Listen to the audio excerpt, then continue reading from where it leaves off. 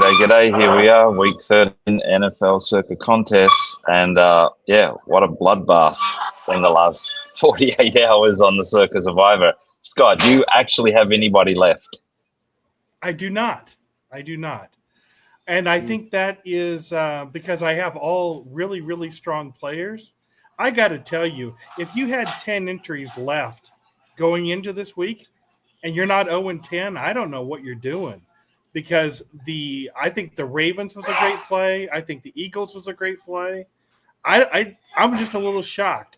Gabe, how many entries do you think you would have left if you had 10 entries going into this week? Ooh, this is my type of week, man. I love looking at value of dogs on holidays in the Circa.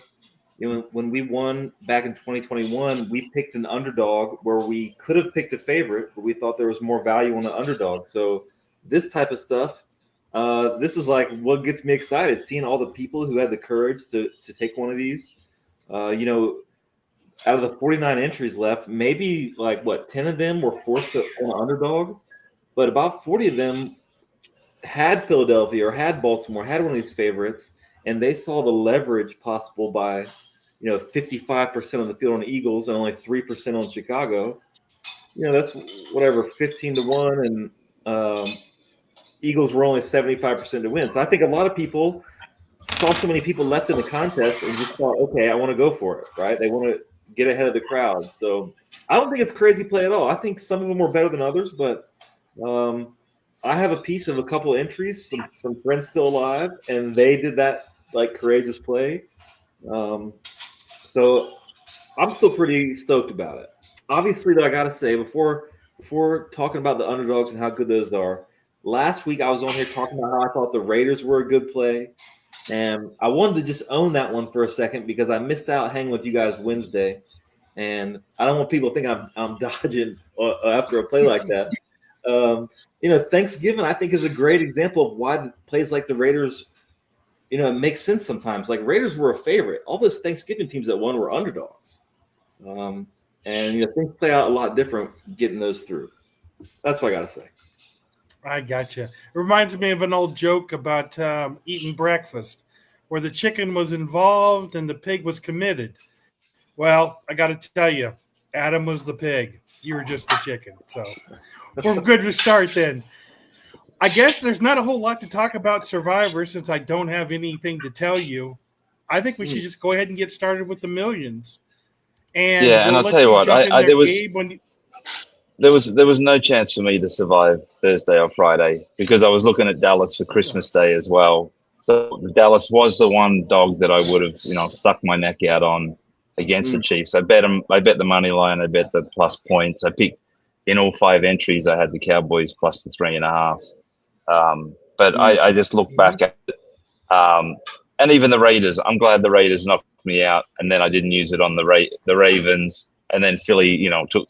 There's no way I would have gotten through this week unless I had again a box full of entries and just positioning certain things. So it is what it is. I've accepted. Yeah. So we might not see something like that again for 100 years, right? All 4 dogs losing. I think it was 1 or 2% when you put all the percentages together. So it's a miracle. It's a miracle type of weekend for anyone to survive. I think if this same contest ran in 2020, maybe no one survives, right? Maybe everyone's on the favorite and the contest just ends. That's probably true. And then if you look at what happened to Texas A&M, which was an amazing shocker to me. I know they were only a 2.5-point favorite, but I thought they were going to win fairly easily also. So it was a dog situation for the holidays. Black Friday. But it was a lot of great football. I was glad I got to watch all of it. I was just surprised at the endings of basically all of them. But we have some millions we can talk about, and of course we'll get your opinion on the Survivor end of it, Gabe, even though we don't have anybody with those entries. Sure. I don't know if it's worth our time to even talk about the Lions and the Cowboys, given the fact those games are already in the bed. Let's go ahead and talk about some live entries. Let's start out with the Cleveland Browns. Where's that master money on the Cleveland Browns game? Well, it's fairly well balanced. It was 53% overall, but 98% of the master money is on the Browns. I use the Browns a bunch of times in mine. Um, I mean, I've really taken no notice of the millions. I actually looked this week, and I'm tied 25th in the millions, only 6 off the pace. So now I'll just switch my concentration to that.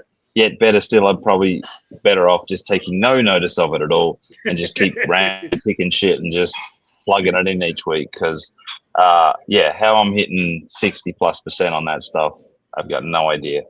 But yeah, this one jumped out. I thought the line's the same. This is actually the only one where I believe the contest line and the current spread is actually the same number right now on the games you sent through.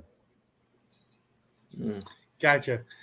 Gabe, you got any opinion in Survivor about playing the Browns here? So I know a couple people who are on 49ers in Survivor this week. There's, I think, at least 2 people already confirmed. And from what I can tell, they didn't have to go down to 49ers. They had bigger favorites available, but people were kind of looking for an island, looking to be on their own spot here. So exciting. Could be a very. Well, I will say this about Survivor. I will say this about Survivor. I've already got people keyed up for next year. I've got at least 40 entries lined up for next season. I'm looking for one more to get the even 50. So I'm coming hard next year. Man, you might not want to admit that since the limit's 10, but I understand what you're saying. Well, they always say you can play with, people have been playing with their families since the very first year it happened. So I don't know if they're ever going to stop that, but I did the same thing, Adam. I got knocked out in 2020. I texted my sisters, my brother-in-law that day saying, y'all, this was too much fun. Like, can y'all all get in on this with me? And, we've been playing ever since. So good luck on that. Yeah, I have to tell you, with the customers that I have with VHP Proxy, all of them buy one of 2 numbers. They either buy one or all of them. So I wish Circa would raise it to 50 per person, because it would make my volume 5 times bigger immediately if I got nobody new. It's just amazing. That's the only 2 numbers I really have, all or one. So it kind of makes sense. It does make sense when you think about it. Let's go ahead and talk a little bit about the Texans. Where are you seeing the money on this Texans game? All right, so I had a quick scurry through these games. We're calling it right here. Texans are the play of the day. We've got 60% of the money is on the Colts. I was diving into it. This number definitely on the contest was 4.5. It's now pretty much 3 across the board.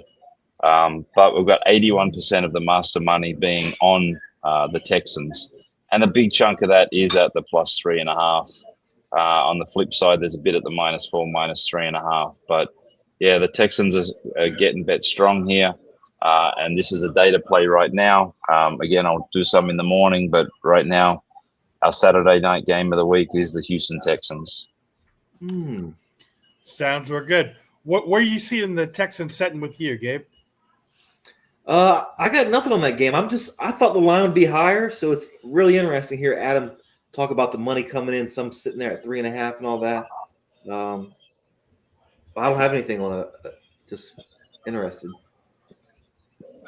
I think. Yeah, I thought for sure. Even when I saw the 4.5, I felt it was low. I thought that'd be close to the 6.5 on the Colts there, and the fact that it's come down. This is one of those games that just got to trust the bettors and trust the numbers when I look at the charts, because that one feels like if I was just betting Colts all day long. So that one's an interesting one. Very interesting. But Gabe, you and Adam should talk offline about working together, since you both do this game so completely different. And he's going to have an excessive number of entries, so you guys should put a deal together. Yeah, right on. Everyone wants more Survivor entries and to be ahead of the lines, right? That's what we all want. That's all we want. And Adam's got all that inside information. Well, for third place in the VHP customers list, there's a 3-way tie. Let's go ahead and take them here. With the first in the tie is the New Orleans Saints Where are you seeing the money on the Saints? This one's 58% of the money's on Miami, but 90% of the master money's on New Orleans. Again, this contest number was 6, I believe it was, and the number's pretty solid 5 right now. But it's small master money. It's nothing. I mean, who really wants to get involved on the Saints Dolphins game for any purpose at all? And it's showing that up on the volume. Yeah, this is a degenerate game for sure. But the real problem with Sunday is there's no 6:30 a.m. game. That really hurts us because I really enjoy getting up early for that. But Gabe, where are you seeing this game in Survivor? I think we're going to have some plays on Miami in the Circa main event. Maybe something like 5 or 6, 7 people. This is the only spot to really play Miami, and the big favorites this week. Some people are going to be trying to save them for later. So I'm going to be cheering against Miami certainly this weekend. All right, sounds good. Well, the next one in the 3-way tie for third place is the biggest game in my house tomorrow. The Buffalo Bills is what everybody likes. But in my house, we'll be cheering for the Steelers. Adam, tell us where the money is.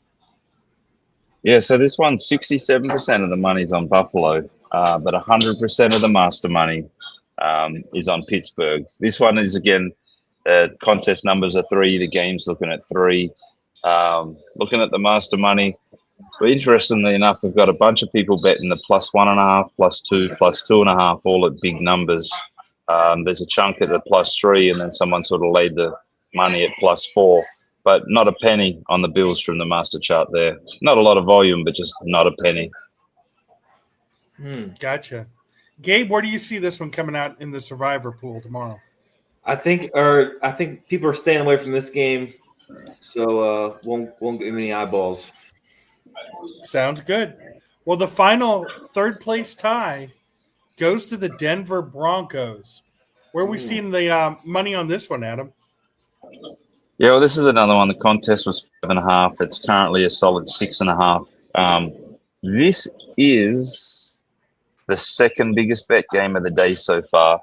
It's well balanced on the numbers, and then 64% of the master money is on the Broncos. I'll just dive in here a little bit just to check at what numbers.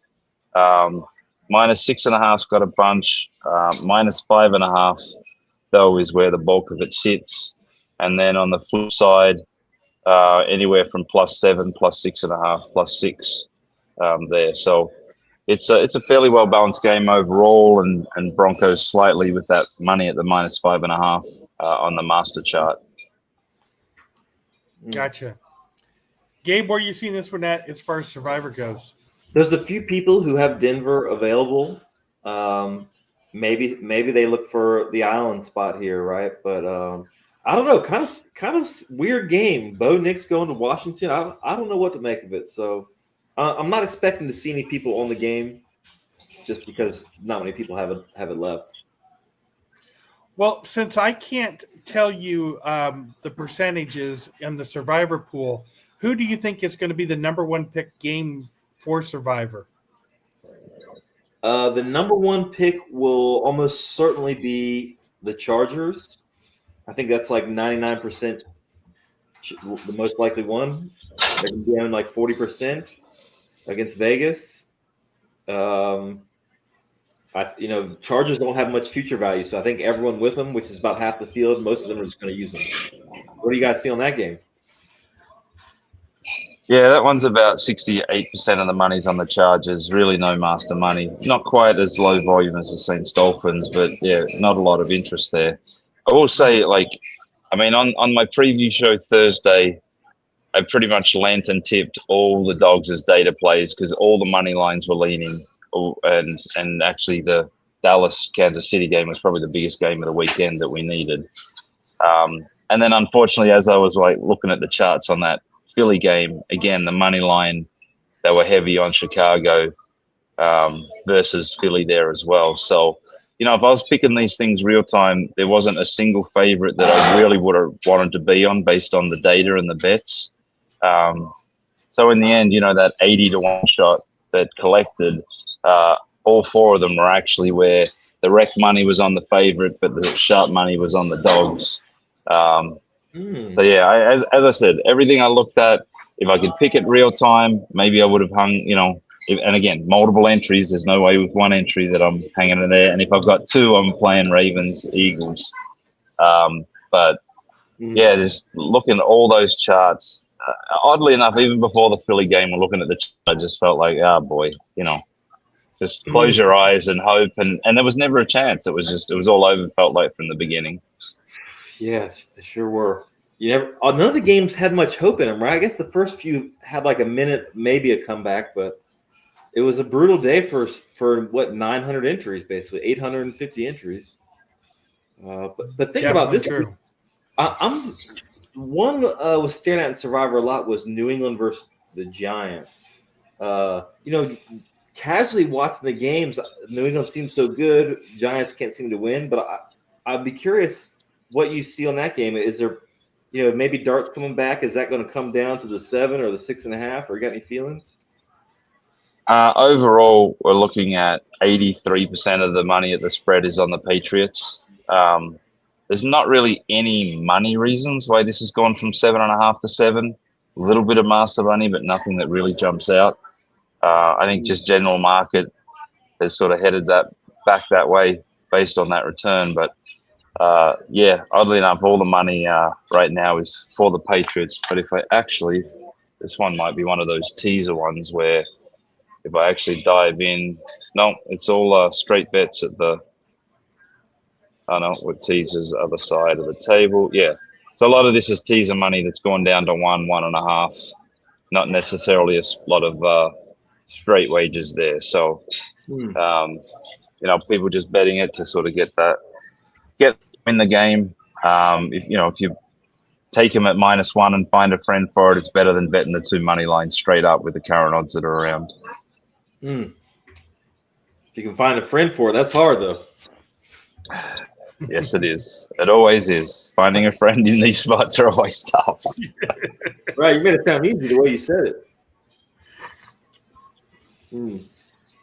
So that's about all about all the million stuff I got. Unless we got a good story here or something, I got nothing else this week. No, but I will say another one. I just saw some bets coming in, so we do have a second play of the week that's really standing out. Because we've got about 68% money on the Rams and really big money on the Panthers at the +10, a little bit at the 10.5. So there's a second one. If I can find a third one tomorrow, then I'll find a round robin and I'll hook those things up. Like last Sunday, that ended up being 4-0. So yeah, I'll check the charts in the morning, 20 minutes or so before the games. I'll jump on again and see if I can find another 2-3 team round robin to hook up and have some fun with. Yeah, I think it's really great that you do those every single day. I'm amazed that you're able to pull that off. I mean, we do this once a week, and I don't want to do it more often. Although I got to admit, Wednesday night was kind of fun doing it so late because it was like 1 o'clock where you were at in the morning. So it was a lot of fun. And Gabe, we definitely missed having you on, but we had a pitch hitter in there for you, so It all worked out. Cool. Hey, I want to say, since we're kind of getting near the end. Grandissimo wrapped up, and congrats to all those people that chopped it up. I hope to see them at the winners ceremony in January and hear more about it. And the second thing about the Circus Survivor, just to touch on this again, so many people these that were on underdogs, they're like poker player like groups or game theory people, not so much ball people, you could say, left in this contest. And right. I think it's a really big deal about who is left in the contest and how it's going to play. And maybe not everyone's going to be picking underdogs every week, but I'm expecting Christmas to be like game theory, fireworks. Very excited, looking ahead what people are going to do this year. I think it's very different than the past years, but we just have to see how it plays out, right? What will people do to get ahead? So that's it. And that does bring up one more point that you just reminded me of. Imagine you were in the big tournament, the $100,000 tournament, and you had the Ravens, and they had lost. going into that next game before the Philadelphia played, would you have tried to take advantage of that situation by hedging? Yeah, you're already out. Would you have played Philadelphia?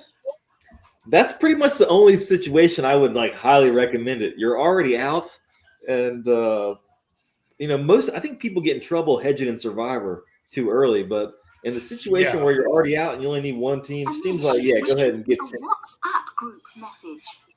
I think it would be a perfect spot to hedge. Adam, I know you hate the word hedge, but would you have done it? Probably not, because you're pretty much. I mean, what are you laying? 3.5 to 1, 4 to 1, or something like that. I guess you could cover. What did they end up getting? What was the split, or what was the pool? 6 ways for 6.9 million. So, okay, so a bit over $1 million. So I guess you could have bet, sort of 380 to win back your stake kind of thing.